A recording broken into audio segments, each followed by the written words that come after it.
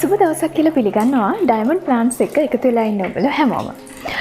ඉතින් අදත් මම කතා කරන්නේ ඇන්තූරියම් සම්බන්ධව. ඉතින් ඇන්තූරියම් සම්බන්ධව කතා කරද්දී අද මම කතා කරන්න යන්නේ ඇන්තූරියම් අගය එකතු කළ නිෂ්පාදනයක් කරගන්නේ කොහොමද කියලා.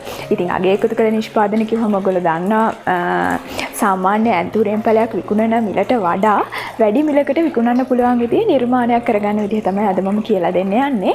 ඉතින් ඇන්තූරියම් අගය එකතු කළ එක් ආකාරයක් තමයි ඇන්තූරියම් බොන්සයි නිර්මාණය.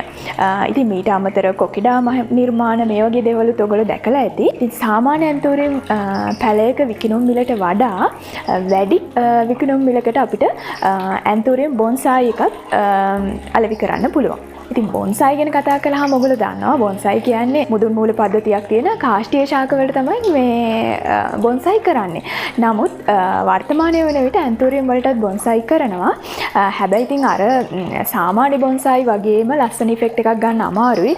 ලස්සන කියන්නේ ඒ වගේම ඉෆෙක්ට් එකක් ගන්න අමාරුයි. නමුත් ඇන්තූරියම් බොන්සයි වලත් අමුතුම ලස්සනක් තියෙනවා. ඉතින් අර විශේෂයෙන්ම ඉන්ඩෝ ප්ලාන්ට් එකක් විදිහට අපි ඇන්තූරියම් භාවිතා කරනවා නම් ඇන්තූරියම් බොන්සයි එකක් වඩාත්ම සුදුසුයි. ඉතින් ඒ නිසා අද මම හිතුවා ඇන්තූරියම් වලින් කොහොමද ඇන්තූරියම් බොන්සයි පැලයක් හදාගන්නේ කියන එක පිළිබඳව ඔයාලව දැනුවත් කරන්න. හොඳයි.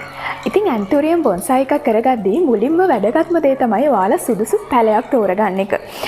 ඉතින් ඇන්තූරියම් බොන්සයි එකකට ඔයාලට පුළුවන් මෙන්න මේ වගේ පුංචි ඇන්තූරියම් පැලයක් තෝරගෙන මේක කියන මල් පිපෙන කලින් තාම වෙජිටේටිව් ස්ටේජ් එකේ තමයි තියෙන්නේ. ඒ කියන්නේ වර්ධක අවස්ථාවේ තමයි මෙයා තියෙන්නේ. තාම මෙයාගේ කොළ හදාගන්න ගමන් ශාකයේ මුල් හදාගන්න ගමන් තමයි ඉන්නේ. ඉතින් මේ වගේ කුඩා අවස්ථාවේ තියෙන ඇන්තූරියම් පැලයක් අපි මුලින්ම අරගෙන මේකට ට්‍රීට් කරලා මේක රීප්‍රොඩක්ටිව් අවස්ථාවට ගන්න ඕනේ. ඒ කියන්නේ ප්‍රජනක අවස්ථාවට අපි බලෙන්ම ගන්න ඕනේ. ඉතින් මේක සාමාන්‍ය ඇන්තූරියම් පැලයකට කරන්න හොඳ දෙයක් නෙවෙයි. මොකද මුලින්ම ගහ හොඳට හදාගෙන ඉන්න එපා මල් ගන්න.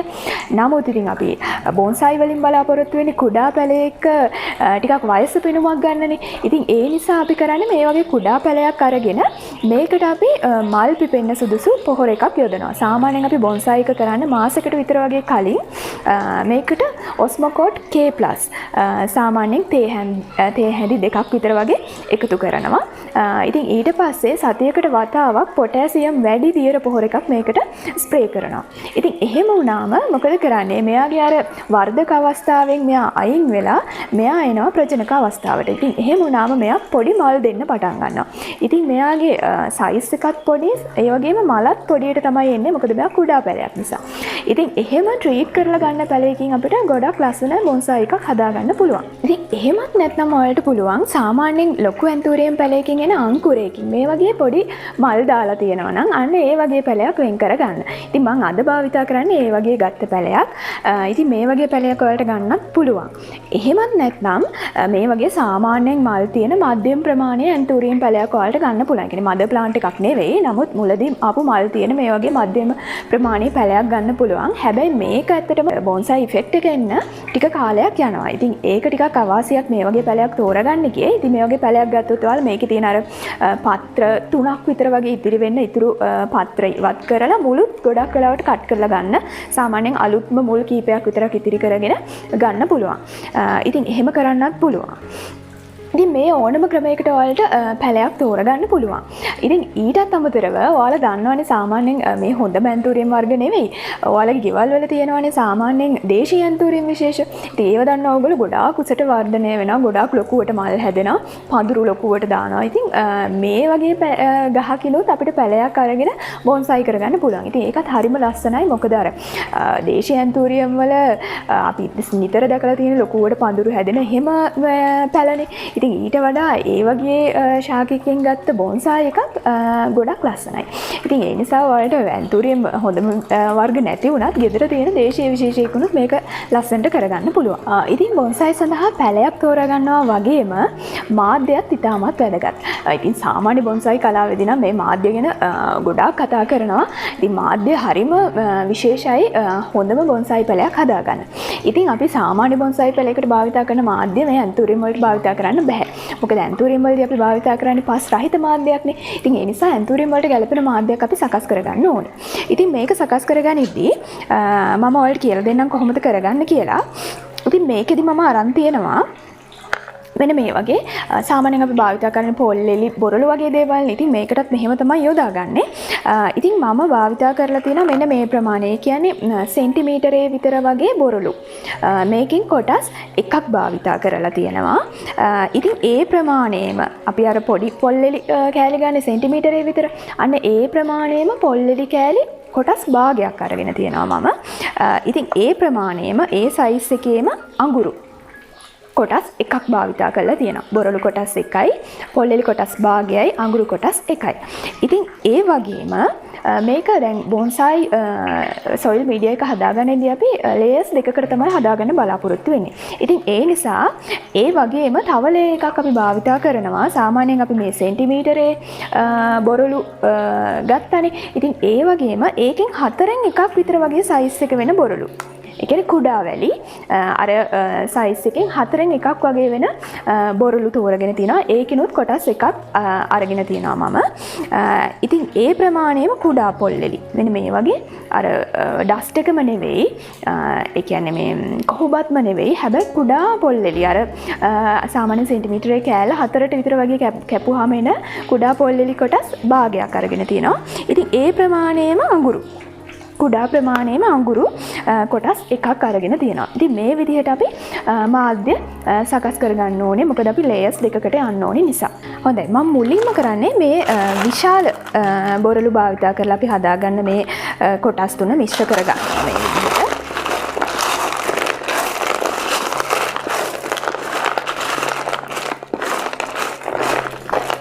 හොඳයි. දැන් ඊට පස්සේ අපි සාමාන්‍ය භාජනයක් තෝරගන්නවා.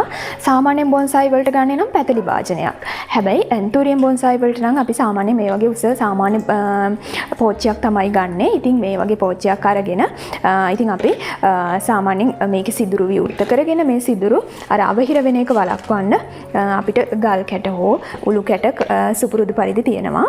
එහෙම නැත්නම් ඔයාලට පොඩි දැලක් පතුලට දාන්නත් පුළුවන්.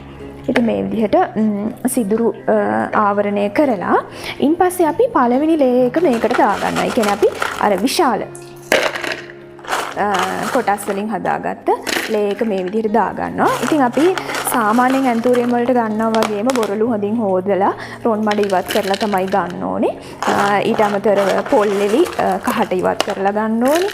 අඟුරුත් අලු ඉවත් වෙන්න ඕනේ. ඉතින් ඒ සාමාන්‍ය බේසික් ටික මේකටත් ඇප්ලයි වෙනවා. මොකද අපි ඇන්තූරියම් පැලයක් නේ හදන්නේ. හරි. මේ විදිහට අපි මුලින්ම ඔන්න පළවෙනි ලේයර් එක දාගන්නවා. මේ විදිහට පළවෙනි ලේයර් එක දාගන්නවා. සාමාන්‍යයෙන් භාගයක් වගේ වෙනවා මේ පෝච්චියේ භාගයක් වගේ උසට මේ විදිහට දාගන්නවා. දැන් අපි මේකට පොහොර යොදනවා. සාමාන්‍යයෙන් අපි ඇන්තූරියම් බොන්සයි එකකදී ලොකුවට වර්ධනය නෙවෙයිනේ බලාපොරොත්තු වෙන්නේ. නමුත් ඉතින් මෙයාට ජීවත් වෙන්න අවශ්‍ය පෝෂණය තියෙන්න ඕනේ. අනිත් එක තමයි අපිට මලුත් අවශ්‍යයි. ඉතින් ඒ නිසා අපි ඔස්මොකෝට් K+ එක තමයි භාවිතා කරන්නේ. ඉතින් ඔස්මොකෝට් K+ එකෙන් මම ග්‍රෑම් 5ක් වගේ වෙන්න මේ විදිහට එකතු කරනවා පොහොර. ඉන් පස්සේ අපි දෙවනි මාධ්‍ය දෙවනි ලේයර් එක මේ විදිහට මිශ්‍ර කරගන්නවා.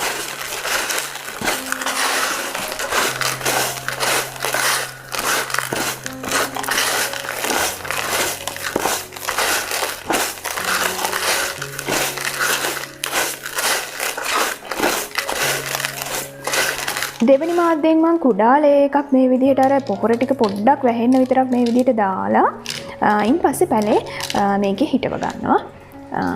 මේ විදිහට මගේ කුඩා පැලයක් තමයි තියෙන්නේ. ඉතින් මේක මම දිලිරනාශකයකිනුත් ට්‍රීට් කරගෙන තියෙන්නේ.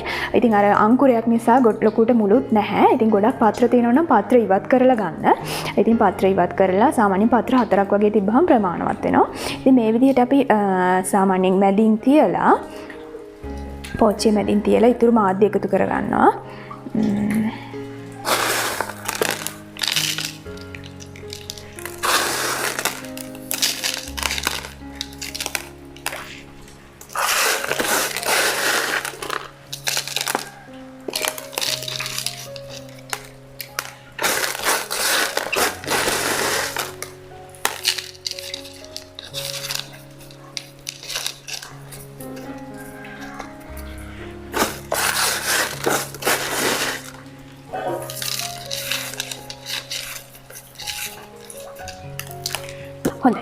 මේ විදිහට අපි මාධ්‍ය පුරවගත්තට පස්සේ දැන් මේක අපි ලස්සන කරගන්න පුළුවන් මේ වගේ සාමාන්‍යයෙන් ස්ටෝන්ස් ඔය ඇක්වේරියම් වලින් එහෙම ගන්න තියෙන ස්ටෝන්ස් අරගෙන මේවා ලස්සන කරගන්න පුළුවන් මේ විදිහට පැලේ. ඉතින් මීට අමතරව බොන්සායි වලදී පාසි භාවිතා කරනවා. පාසි වලිනුත් මේ ලේක මෙහෙම අර මතු පිට ආවරණය කරලා ලස්සන ඉෆෙක්ට් එකක් ගන්නවා. ඉතින් මේ වගේ ඔයාලගේ නිර්මාණශීලීත්වයත් එක්ක මේක කරගන්න පුළුවන්. ඉතින් මම මේ සරලව තමයි මේක කියලා දෙන්නේ. ඉතින් මේ විදිහට ස්ටෝන්ස් එකතු කරගන්නවා. සාමාන්‍යයෙන් මේ බොන්සායි මාධ්‍යයේ වැලි ප්‍රමාණය වැඩි නිසා. මොකද අර මුල් වලට සාමාන්‍ය තියෙන උෂ්ණත්වයට වඩා වැඩි උෂ්ණත්වයක් දීලා එයාලගේ growth එකත් ටිකක් අඩු කරන්න බලනවා මේ මාධ්‍ය සකසා ගැනීමේදීත්. ඉතින් මේ ස්ටෝන්ස් එකතු කරගන්න එකෙත් අර බොන්සායි ගතිය වැඩි කරන්න හේතු වෙනවා මේ විදිහ ලේ එකක් දාන කෙනුත්.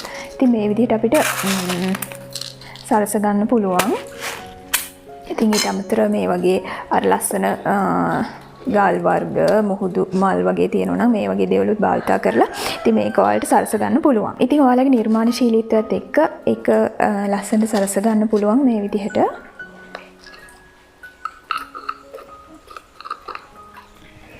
හොඳයි. ඔන්න ඒ විදිහට තමයි මම මේක නිර්මාණය අවසන් කරගන්නේ. ඉතින් නිර්මාණය කරලා අවසන් නැහැ. මොකද මේක අපි දැන් දිලීරනාශකයකින් ට්‍රීට් කරගන්න ඕනේ.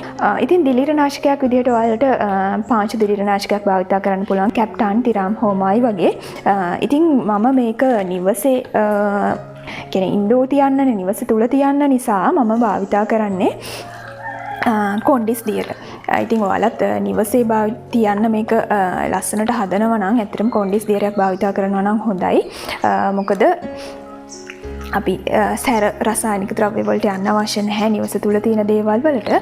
ඉතින් ඔයාලා මේක ඇත්තටම අලෙවි කරන්න නම් මේ කටයුත්ත කරන්නේ අර වගේ කැප්ටාන් වගේ පාංචු දිලීරනාශකයකට යන්න.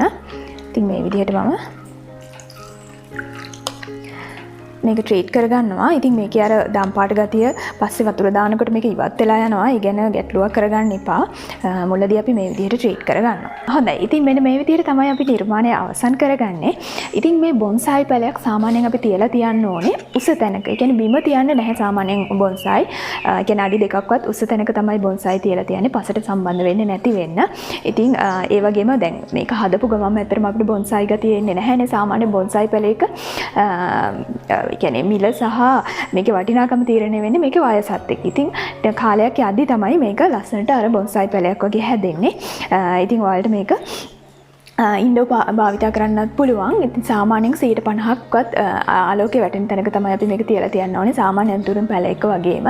හැබැයි අපි සාමාන්‍ය ඇන්තුරියම් පැලයකට ට්‍රීට් කරන විදිහට නෙවෙයි මෙයාට පොහොර යොදද්දි අපි යොදන්නේ. සාමාන්‍යයෙන් අපි සාමාන්‍ය ඇන්තුරියම් පැලයකට නම් අපි ගොඩක් වෙලාවට දියර පොහොර මේ වගේ භාවිත කරන අපි මේව වර්ධනය කරගන්නනේ බලාපොරොත්තු වෙන්නේ. නමුත් මෙයාට අර සාමාන්‍යයෙන් ජීවිතේ පවත්වාගෙන යන්න පමණක් නියුට්‍රියන්ට්ස් තිබ්බහම ප්‍රමාණවත්. ඉතින් අනවශ්‍ය විදිහට අපි මේකට දියර පොහොර දීමවත් සාමාන්‍ය පොහොරේ දීමවත් සිද්ධ කැට පොහොරේ දීමවත් සිද්ධ කරන්නේ නැහැ. ඉතින් ඒ විදිහට තමයි අපි මේ පැලේ මේන්ටේන් කරන්නේ. ඉතින් සාමාන්‍ය විදිහට වතුර දාන්න පුළුවන්. ඉතින් මේ විදිහට අපි බොන්සායි ඇන්තුරියම් පැලයක් නිර්මාණය කරගන්න පුළුවන්. ඉතින් ඔයාලගේ නිර්මාණශීලීත්වයත් එක්ක මේක තව වැඩි දියුණු කරගෙන හොඳ නිෂ්පාදනයක් බවට පත් කරගන්න පුළුවන්. ඉතින් අද වීඩියෝ එක බලලා ඔයාලා හොඳ අවබෝධයක් ගත්තා කියලා හිතනවා මම බොන්සායි ඇන්තුරියම් එකක් කරගන්නේ කොහොමද කියන එක සම්බන්ධව. ඉතින් ඔබ තවමත් මගේ YouTube channel එක subscribe කරලා නැත්නම් Diamond Plants කියන මගේ YouTube channel එක subscribe කරන්න, like කරන්න, comment කරන්න, ඒ වගේම bell icon එක click කරලා තියාගන්න. එහෙමනම් නැවතත් මෙවැනි වටිනා වීඩියෝ එකකින් හමු වනතුරු ඔබට සුබ දවසක්.